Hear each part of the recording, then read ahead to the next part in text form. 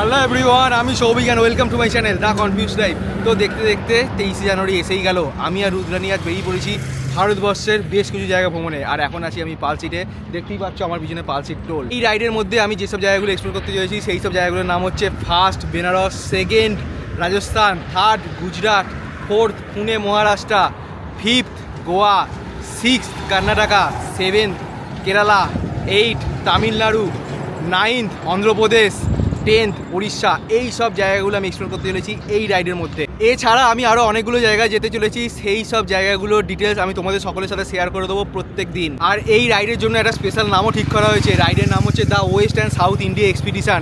Riders committee of বেঙ্গলের পক্ষ থেকে আমি এই টি শার্টটা পেয়েছি।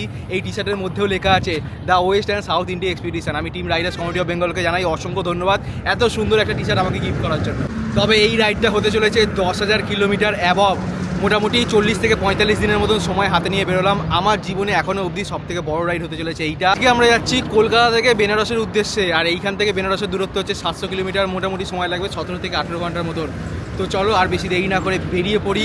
দেখা হচ্ছে তোমার সাথে নেক্সট আপডেটে। ভালো থেকো সকলে, টাটা।